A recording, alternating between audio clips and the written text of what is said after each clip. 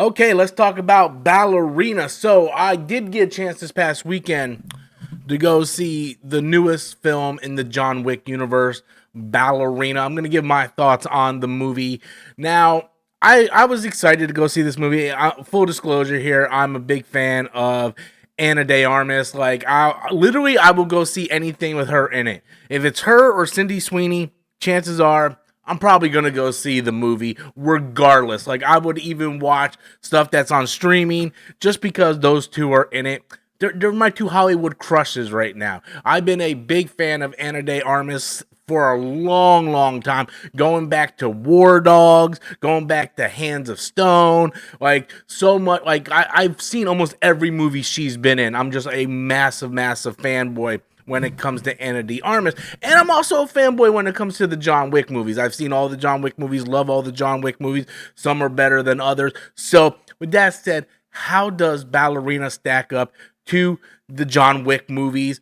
Should we compare them to the John Wick movies? How does this stack up as a standalone film? So let's jump into all that right now. So hopefully if you guys are new to the channel, you guys will enjoy this video. There's really no structure other than the fact that I just kind of give my thoughts on it. I talk to you as if we are in the same room, like we're by the water cooler, we're sipping some iced coffee, and I'm just talking about the movie. So if you please hit the like button and subscribe, I would appreciate it. So let's get into Ballerina, shall we? So I thought the movie was a little bit too long. I feel like they could have shaved some minutes off this movie 100%, especially toward the beginning and the end of this film. I don't know how long the runtime was. I think it was about 2 hours.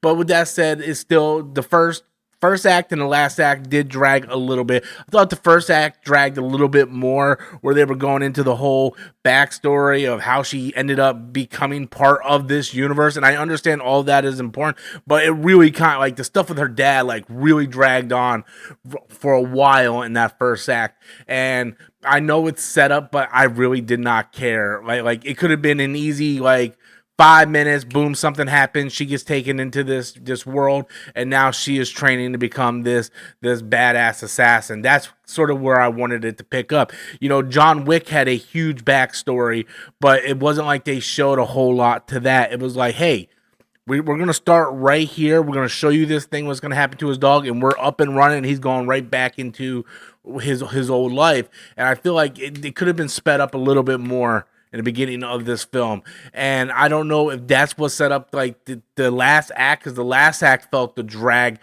quite a bit as well. I really do like the second act of this movie a lot. It was very fast paced. You know where they were going with it. You know the type of tempo that they're going for in the second act. But then in the third act, it kind of gets like very, very stretched out, where she goes to this northern town to take on these people that did her family wrong, and it stretches out a lot for me. It stretches out. The highlight of the movie, without a doubt, is her first assignment, where she goes to the club and she is in this dress with this long slit, and she is just beating fools down in this club. I was both excited and aroused watching this scene, and unfortunately, the movie never really picked up that sort of pace and excitement that I felt in that scene. And unfortunately, like everything that happened toward the end of the movie with her going to this town and trying to wipe out these people in the town, that was cool, but it was so long. At least it felt long. And I don't know if that was because, hey, I had to go to the bathroom, because I got up twice in this movie to go to the bathroom, and I was just like, I don't want to go for a third time. And the movie is not even that long, and I feel like, oh my god, like, what's going on?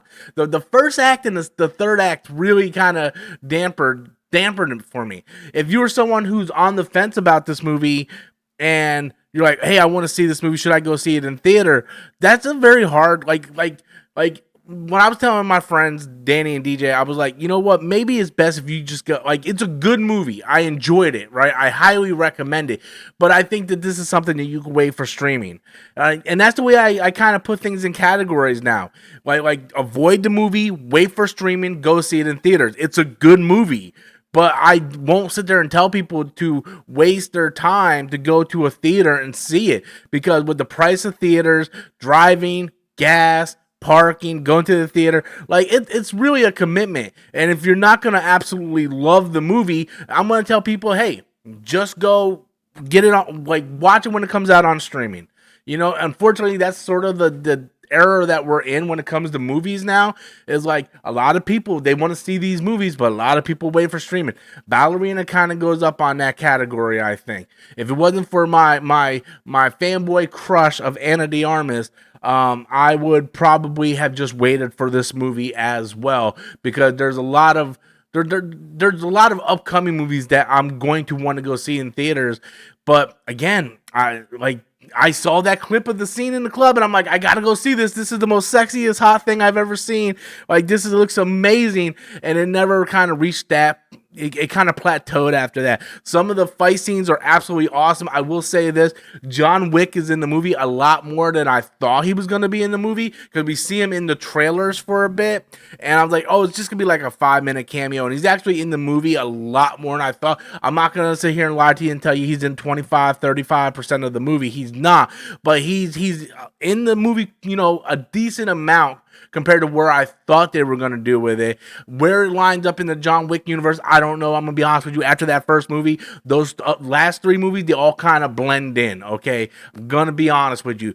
2 and 3, 100% blend in. So it might take place somewhere in between there. I'm not entirely sure, because after the first film, the John Wick movie, you literally just go to shove popcorn in your face, sip some iced coffee, and just watch fools get beat down. That's what I do with John Wick. I wanted to experience the same exact thing with this movie, but like I said, some really, really dragged scenes in the beginning, and although there was a lot of action in the third act, a lot of the action felt very repetitive and drawn out, like they were trying to meet some kind of runtime quota for some reason. I think a lot of that stuff can definitely be cut out. There's also a couple things in this movie where it really ties back to her origin story and her family in this town. And there's sort of like a reveal. I won't say it's a twist, but it's like a reveal toward the end of the movie.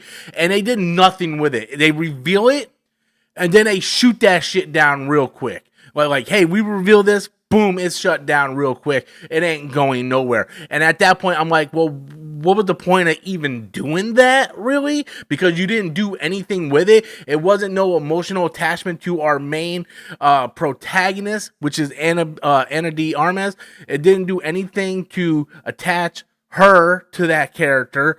The reveal didn't do really anything to enhance the story other than, okay, these people in this town are kind of messed up in the head. It really didn't do anything. It would have been awesome if the reveal happened, and I don't want to spoil anything, if it was like a team up afterwards, but nothing of this really significance happened from that scene. So overall, I'm rambling on here. I will say that Ballerina, it was a fun time, a little bit. Norman Reedus, let me get to Norman Reedus. I just seen him in the clip.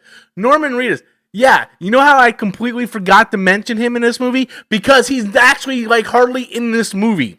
John Wick has more scenes than Norman Reedus in this movie. So I completely forgot to mention him. I was getting ready to close out the video, and then I seen him in the clip, and I was like, oh, Norman Reedus, let me mention him. Yeah, he's barely in the movie, guys, because I literally just forgot to mention him in the review. Shows you how important he actually is into this movie. Norman Reedus is actually wasteful in this movie. They could have had anybody in here. I felt like they just hired Norman Reedus because, hey, that's Daryl Dixon.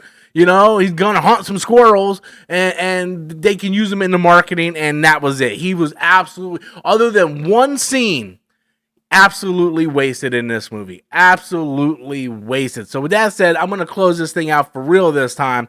Ballerina was a fun movie. I enjoyed it, but I wouldn't recommend people going to see it in theaters unless you absolutely love Ana de Armas and want to see this scene on the big screen. I highly recommend you guys just wait for it to come out on streaming, because you might enjoy it a little better if you're not spending so much money to go see it. Anyway, that's my thoughts. Hope you enjoyed the video. Hit that like button if you like iced coffee, and subscribe if you like hearing my beautiful, sexy voice. Later, ladies and gentlemen.